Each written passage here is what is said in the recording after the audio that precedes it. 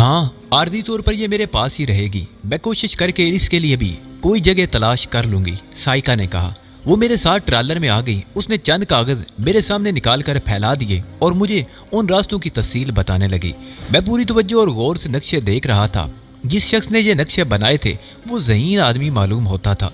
रास्ते की बारीकियों का उसने पूरा ख्याल रखा था और जगह जगह छोटे छोटे नोट लिखे थे। मैं उन पर गौर करता रहा। फिर मैंने गर्दन उठाकर कहा, कैराइल ने बहुत उम्दा नक्शे तैयार किए हैं और मेरे ख्याल में तुमने सही सोचा है। तुम लोगों को मुहिम जो अफराद की हैसियत से ही तेराडू की सिमत बढ़ना है। बेहतर होगा कि उन लोगों में से कुछ लोगों को अपने साथ रखो। मुहिम जो अफराद की हैसियत इख्तियार करने के लिए तुम्हें कुछ तैयारियां भी करना होगी। असला और रास्ते की मुख्तलिफ दुश्वारियों से निमटने के लिए भी खुसूसी इंतजामात करने होंगे। तुम और तुम्हारे साथी इसके लिए तैयार हैं? वो लोग किसी हदायत से इनकार नहीं करेंगे, लेकिन क्या तुम हमारे साथ नहीं होगे? साइका ने पूछा। नहीं साइका, मैं तुम्हारे साथ नहीं हूँगा, लेकिन तुमसे ज्यादा दूर भी नहीं हूँगा। सॉरी मिस्टर अली, आपने गोल्डीन के बारे में क्या सोचा? क्या वो हमारे रास्ते में मुज़ाहिम नहीं होगा? इस बार एली ने पूछा। अब नहीं होगा, मैंने मुस्कुराते हुए कहा। क्यों? इसलिए कि वो मर चुका है, मैंने जवाब दिया और एली का मुंह खुले का खुला रह गया। इसके बाद उसे कुछ पूछने की जरूरत नहीं हुई थी।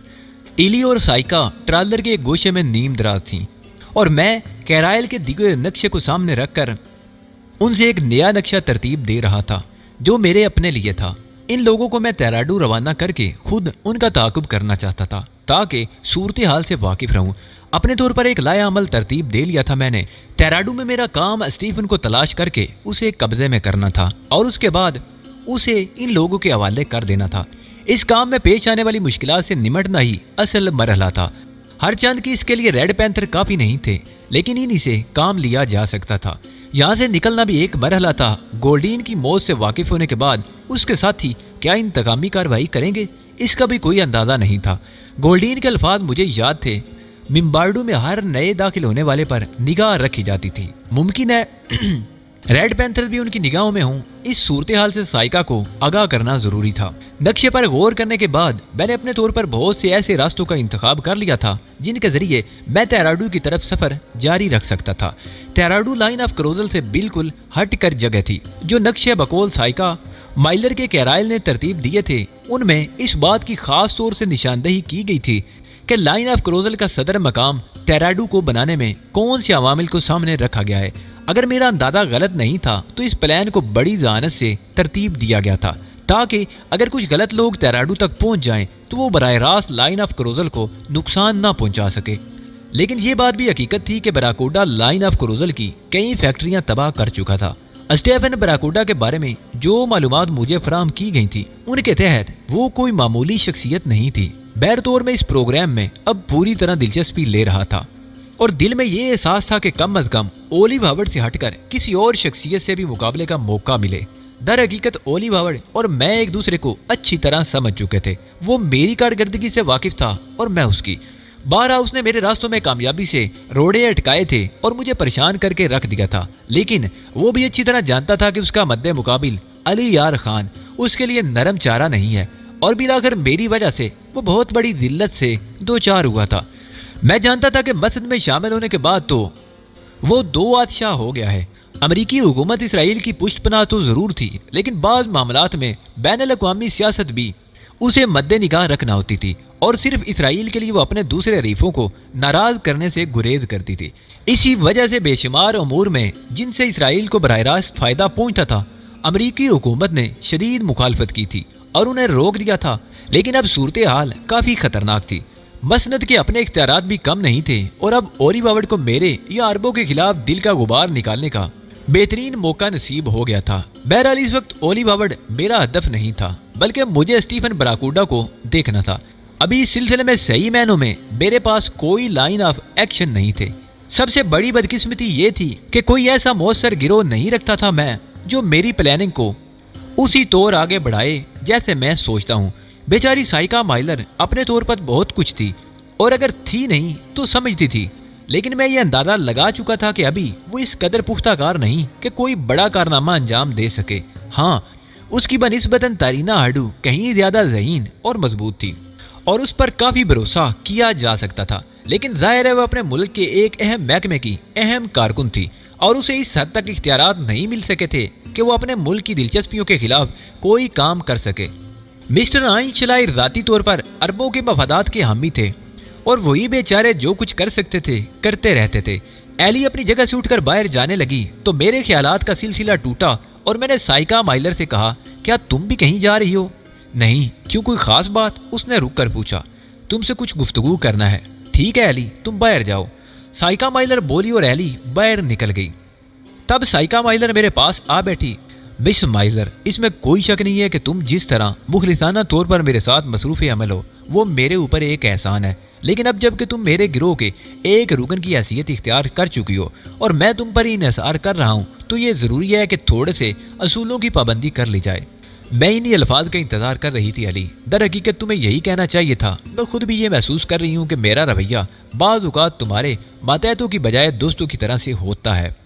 मातहत तो तुम मेरी नहीं हो साइका, दोस्त ही हो, लेकिन दूसरे लोगों से मोहतात रहना ज़रा ज़रूरी है। ठीक है अली, मैं समझ रही हूँ।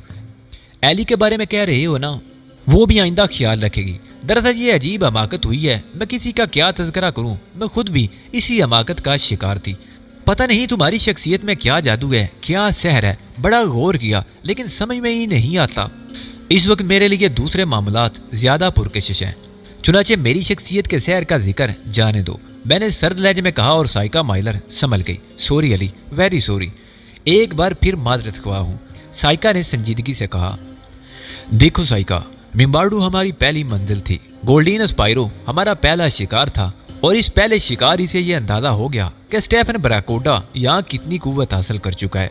गोल्डीन जैसा आदमी जो यहाँ इसके मफादात की पूरी तरह निगरानी करता था, ये नहीं बता सका मुझे कि स्टेफन ब्राकोडा टेराडू में किस हैसियत से मुकीम है। चुनाचे हमारा वास्ता एक ऐसे दुश्मन से है जो हमारी निगाहों के सामने नहीं है।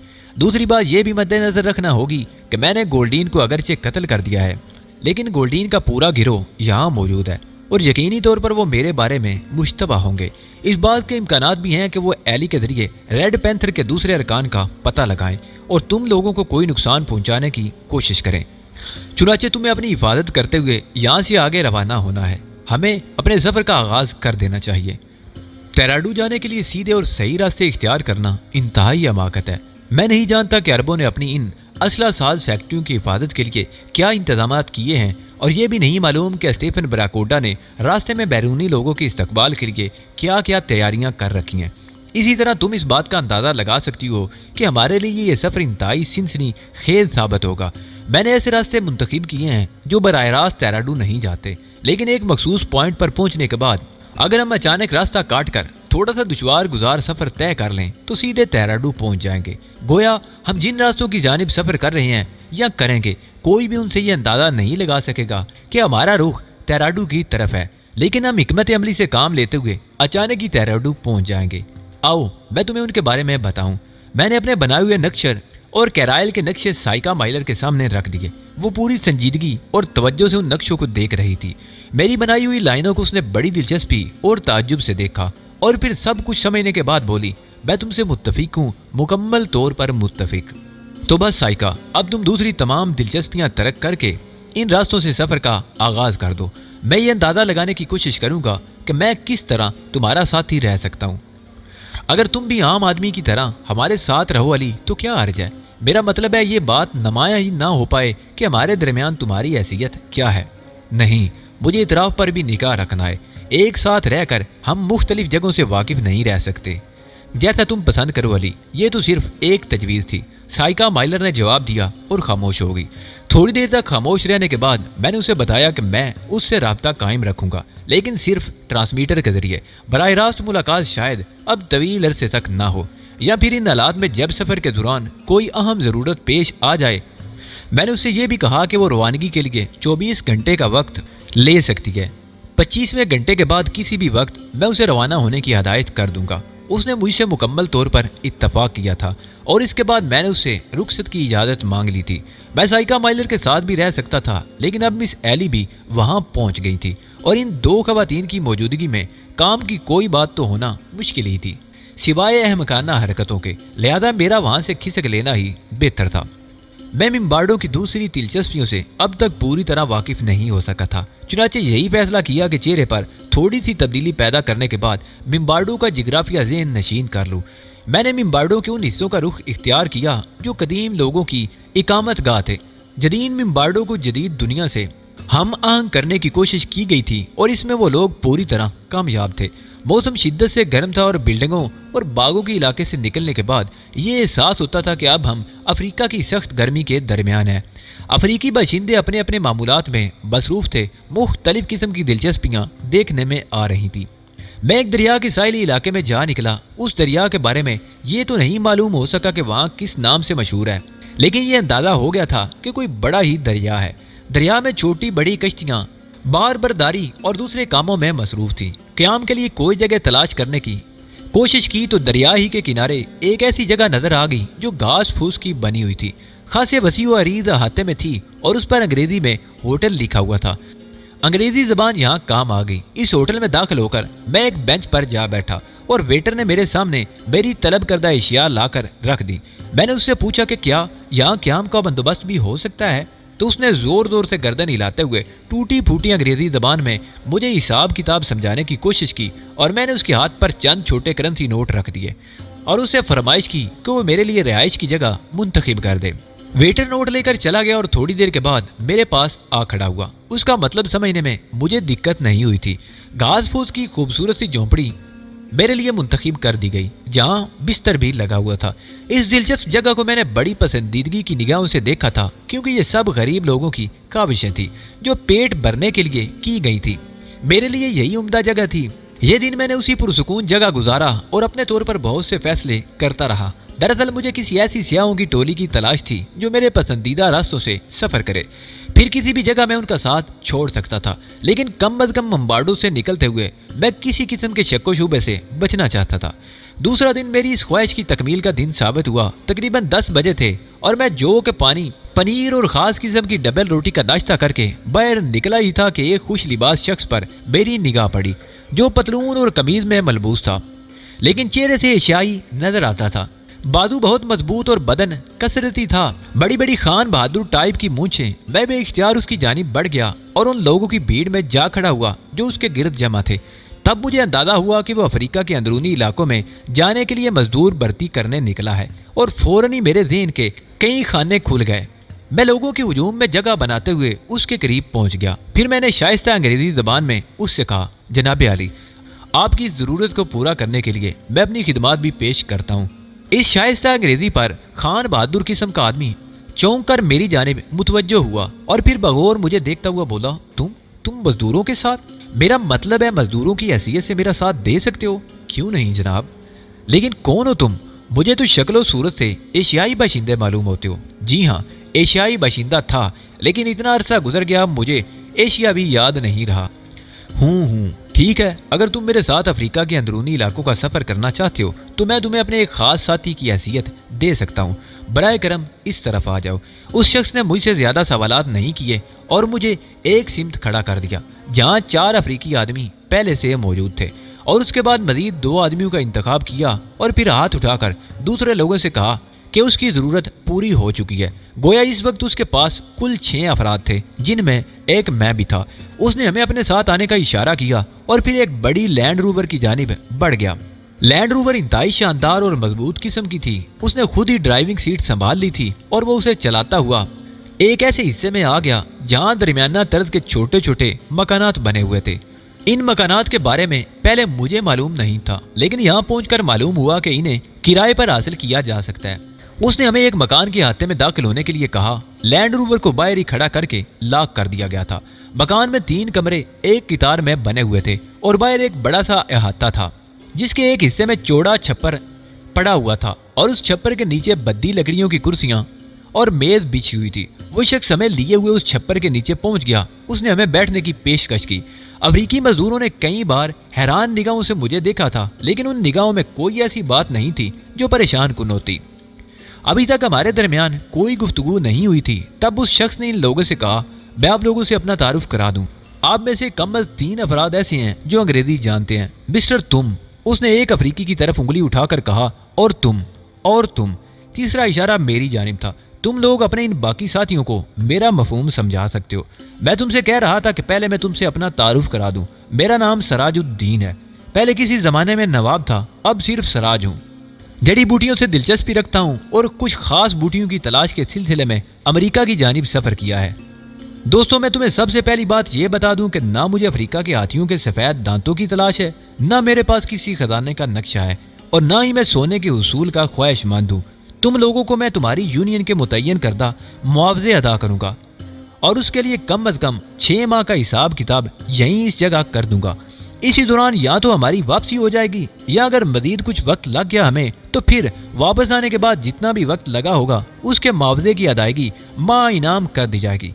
अफ्रीका के अंदरूनी इलाकों में अगर तुम्हें कोई खजाना दस्तियाब हो जाए, हाथी दांत के जखायर तुम्हारे हाथ लग जाएं, या सोने के अंबार और हीरे तुम्हें मिल जाएं, तो उनमें मेरा कोई हिस्सा नहीं होगा। वो सब तुम्हारी जाती मलकियत होंगे, और अगर मैं उनमें से एक छोटा सा टुकड़ा भी मांगू तो तुम्हें इख्तियार होगा कि तुम मुझे कत्ल कर दो। मेरा मकसद समझ रहे हो ना?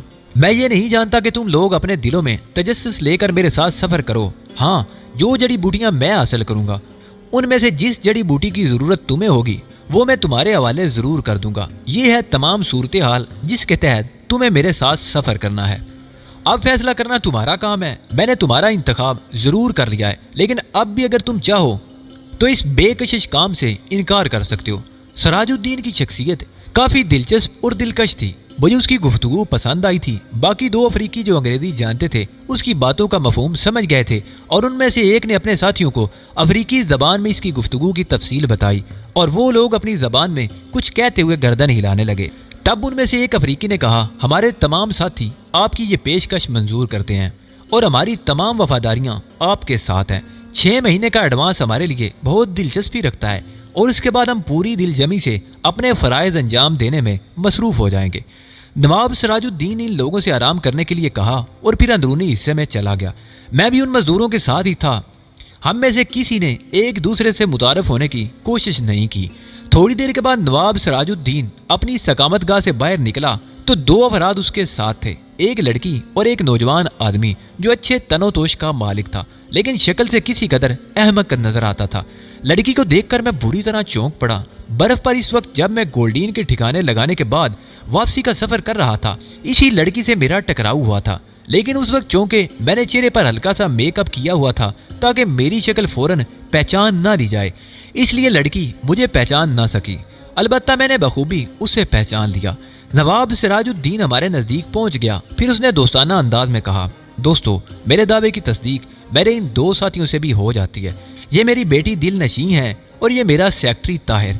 हम सिर्फ 3 अफराद हैं। जरूरियात जिंदगी की तमाम चीजें मैंने अपनी समझ के मुताबिक हासिल कर ली हैं। इस लैंड रोवर से एक छोटा सा ट्रालर भी मुंसलिक कर लिया जाएगा जिसमें तुम लोगों के आराम का बंदोबस्त होगा। बाकी तमाम चीजों की फहरिस्त भी तुम्हारे सामने पेश कर दूंगा। मुझे कदम कदम पर तुम्हारे मशवरों की जरूरत रहेगी, और अब तुम लोग मुझसे अपना तारुफ करा दो। अफ्रीकियों ने अपने अपने नाम बताए। मैंने अपना नाम भी टोनी पार्कर ही बताया था। गोया तुम एशियाई ईसाई हो, उसने ताज्जुब से कहा। मैंने कोई जवाब नहीं दिया, बस मुस्कुरा कर खामोश हो गया।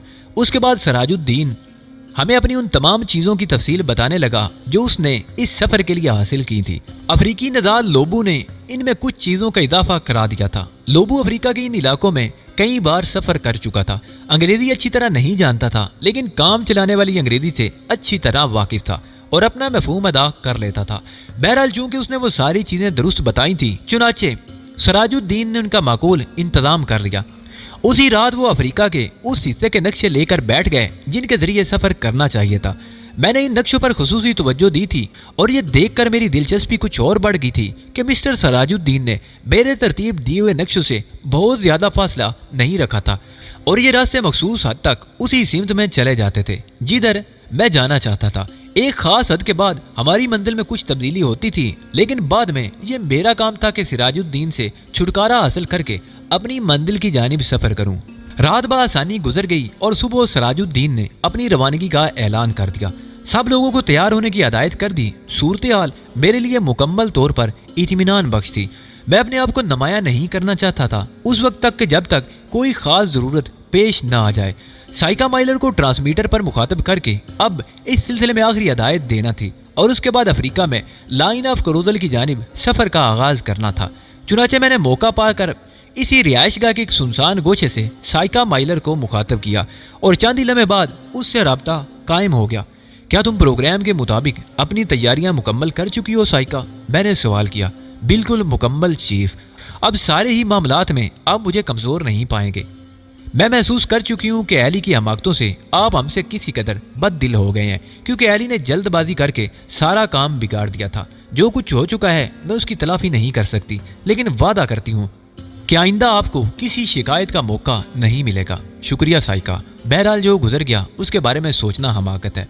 आइंदा के लिए तुम्हें मुकम्मल तौर पर एहतियात करना होगी। मैं यहाँ एक एशियाई शख्स के पास हूँ जो अफ्रीका के अंदरूनी हिस्से में कुछ खास किस्म की जड़ी बूटियों की तलाश में जाना चाहता है। मैंने उसके पास एक मजदूर की हैसियत इख्तियार कर ली है और इस अंदाज में मेरा सफ़र इंतहाई इत्मीनान बख्श है। हम उन्हीं रास्तों पर सफ़र कर रहे हैं साइका, जिनका इंतखाब हमने खुद किया था। वैली कोली नामी एक जगह पर जाकर थोड़े से रास्ते बदले जाएंगे, लेकिन वहां तक का सफर खासा तवील है, इसलिए हमें परेशान होने की जरूरत नहीं। क्या तुम्हें इसका अंदाजा है साइका कि जिन रास्तों का इंतखाब किया गया है वो अमेरिका के रवायती वहशतनाक रास्ते नहीं हैं, बल्कि हमें उन पर सफर करते हुए खासी आसानियां रहेंगी। हाँ, कैराइल का यही कहना है। कैराइल के नक्शों में जो तब्दीली तुमने की है मिस्टर अली, मैंने कैराइल से उसके बारे में मशवरा किया था। उसका कहना है कि यह तब्दीली बहुत ही मुनासिब है और इस तरह सफर में बेशुमार आसानियां पैदा हो जाएंगी। अली, जो कुछ तुम कर रहे हो, हम में से किसी को इस पर कोई एतराज नहीं है। शुक्रिया साइका, बस अब रास्ते ही में मुलाकात होगी। बेहतर है कि तुम हमसे आगे निकल जाओ और उसके बाद हम एक दूसरे को अपने रास्ते से आगाह करें। ओके चीफ, मैं आपकी हिदायत पर अमल करती रहूंगी, लेकिन ज्यादा लंबा सफर नहीं करूंगी मैं, उस वक्त तक जब तक अकब से आपके पहुंचने की इतला ना मिल जाए। ओके, मैंने जवाब देकर सिलसिला मुनक़ते कर दिया। नवाब सिराजुद्दीन एक नरम खू तबीयत के इंसान थे। अपनी शानदार शख्सियत के बावजूद उनके अंदर इनकिसारी थी। नरम लहजे में हर शख्स से पेश आते थे, लेकिन मैंने ये अंदाजा भी लगा लिया था कि अगर ये शख्स किसी से बददिल हो जाए तो उसके लिए काफी खतरनाक भी साबित हो सकता है। अफ्रीकी मजदूर तंदुरुस्त व तवाना और चाको चौबंद थे।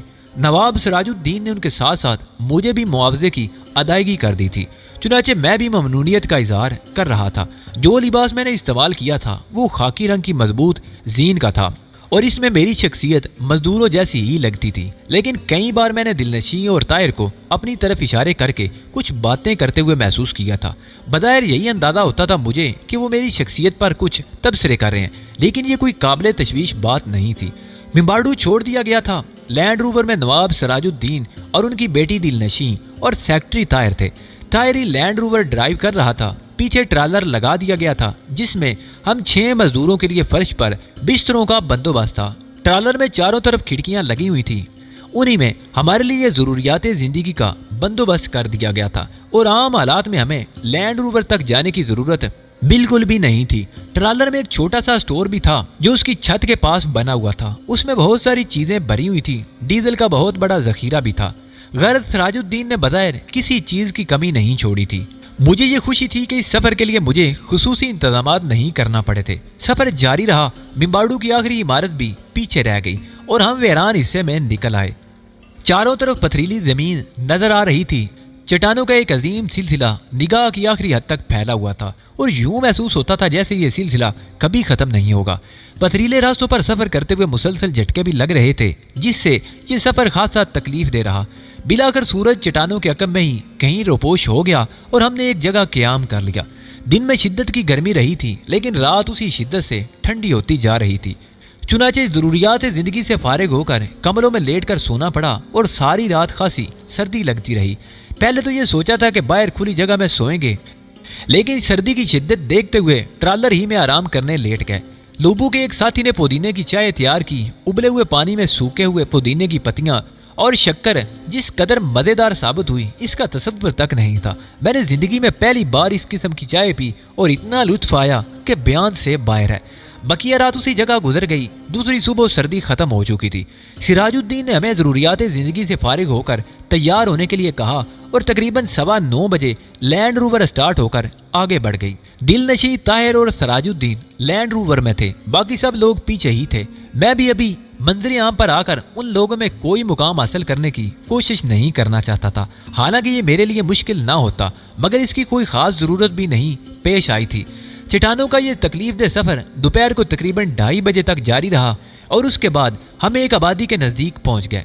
खजूरों के दरख्त दूर ही से नजर आ रहे थे। हमने इर्द गिर्द का जायजा लिया। दरख्तों के झुंड में से झांकती हुई मिट्टी की शकिस्ता दीवारें और चट्टानें काट कर बनाए हुए मकानात बहुत अजीब लग रहे थे। हमने उस आबादी के करीब क़याम किया। यहाँ के बाशिंदे गैर मुहज़्ज़ब नहीं थे, पूरा लिबास इस्तेमाल करते थे और अंदर आबादी में बाजार वगैरह भी नजर आ रहे थे। लेकिन हमने आबादी में दाखिल होने की कोशिश नहीं की थी। जिस जगह हमने क़याम किया था यहाँ से कुछ फासले पर मिट्टी के झोंपड़ों की एक कितार दूर तक चली गई थी। नहायत पुरसुकून जगह थी। एक चश्मा रेत से फूटकर एक छोटी सी झील की शक्ल इख्तियार कर गया था। इस झील से इस वादी के खेत सैराब होते थे। चुनाचे दूसरी सिमत का इलाका खासा खूबसूरत और सरसब्ज था। रात की तारीकी में कहीं कहीं रोशनी नजर आ रही थी। गालबन ये दौलतमंद लोग होंगे जो अपने घर रोशन रखने की इस्तात रखते होंगे, वरना बाकी झोंपड़े तारीकी में डूबे हुए थे। देर तक हम अपने ट्रालर के दूसरी सिमत तारीकी में आंखें फाड़ते रहे। अफ्रीकी मजदूर सो गए थे। लोबो मुझसे अंग्रेजी ज़बान में गुफ्तगू करता रहा था और फिर वो भी सोने के लिए लेट गया। मैं खिड़की के पास ही अपनी नशिस्तगाह में बैठा हालात पर गौर कर रहा था। जी चाह रहा था कि साइका से गुफ्तगू करूं और मालूम करूं कि वो कामयाबी से हम पर निगाह रखे हुए है या कहीं भटक चुकी है। चुनाचे चंद लम्हे सोचने के बाद मैं खामोशी से ट्रालर का दरवाजा खोलकर बाहर निकल आया।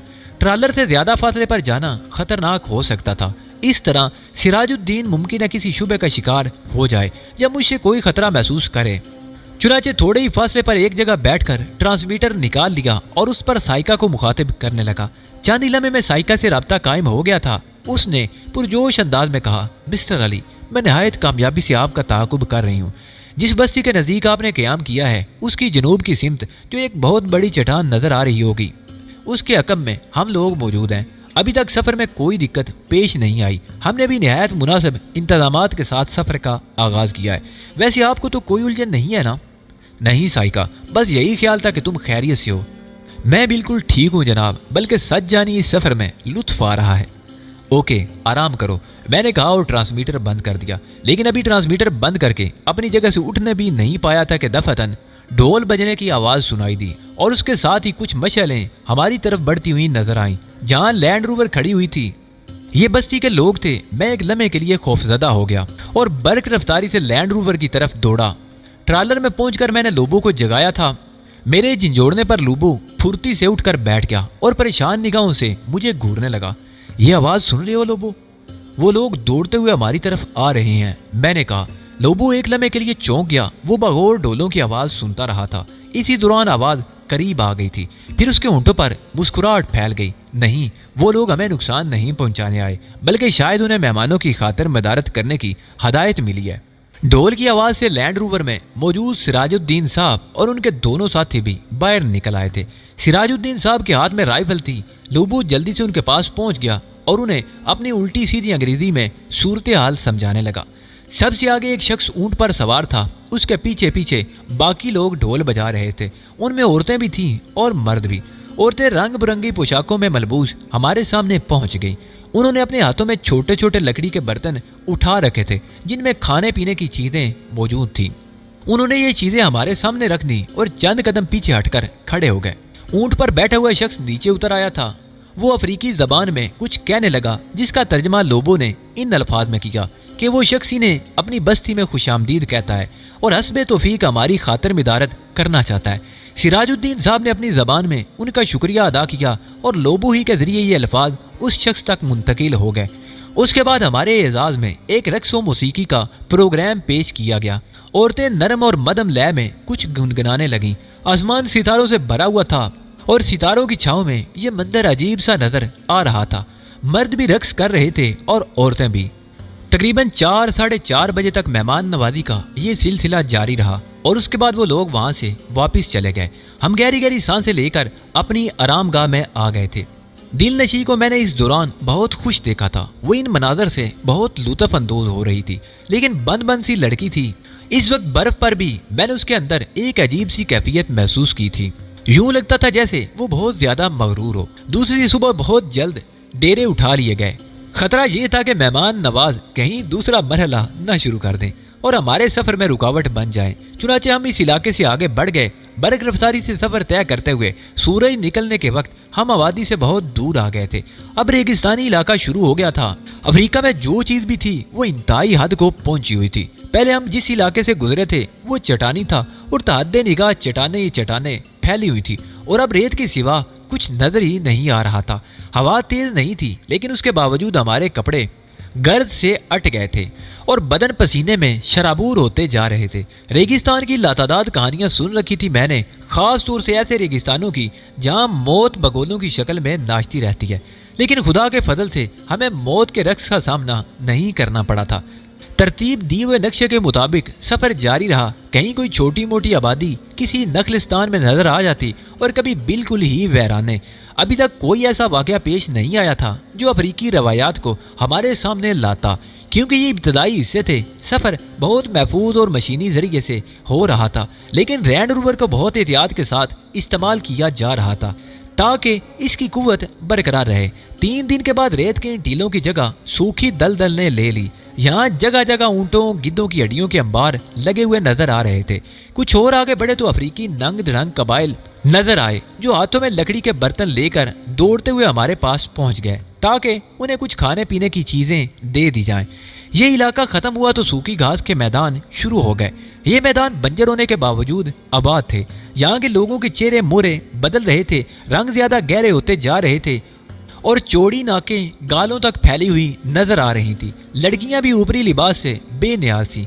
खवातीन के कानों में बड़ी बड़ी लकड़ियां ठूंसी हुई थी और वो बच्चों को पुश्त पर उठाए फिरती हुई नजर आ जाती थी। जमीन का रंग यहाँ तब्दील हो गया था। अब जिस इलाके से हम गुजर रहे थे वहाँ मिट्टी का रंग सुर्ख था और दरख्तों पर जर्द रंग के फूल खिले हुए थे।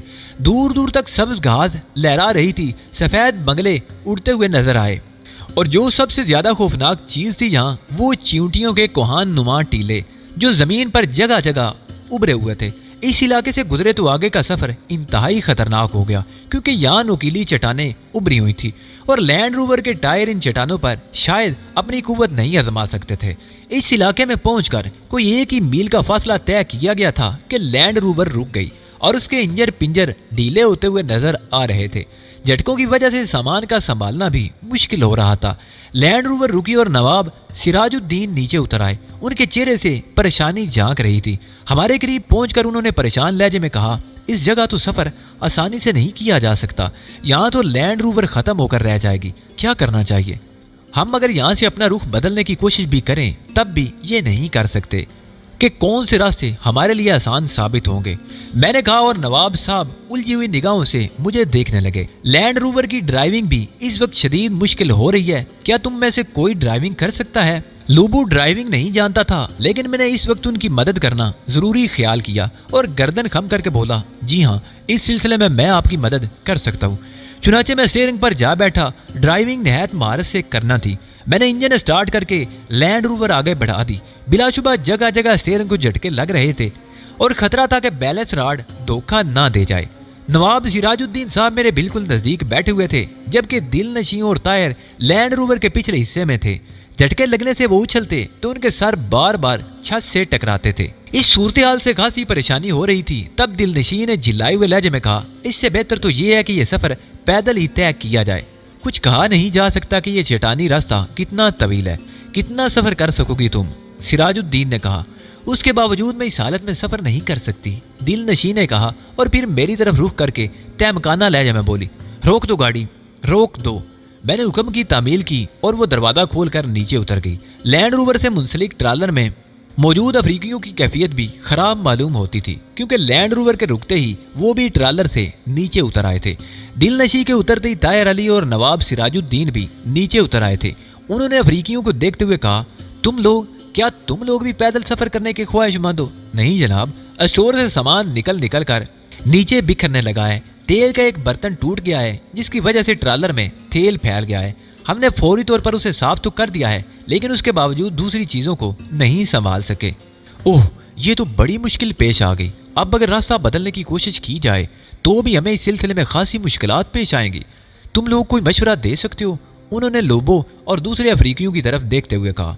अंग्रेजी ना जानने वाले अफ्रीकी लोबो की शक्ल देखने लगे तो लोबो ने आहिस्ता से कहा, इसके अलावा और कुछ नहीं किया जा सकता जनाब, कि हम लोग सामान कंधों पर उठाकर आगे का सफर करें और गाड़ी यहीं छोड़ दी जाए। ओह लेकिन कुछ नहीं डैडी, मैं ये बुरा सफर जारी नहीं रख सकती। इससे बेहतर है कि पैदल ही सफर किया जाए, दिलनशी ने कहा और फैसला हो गया।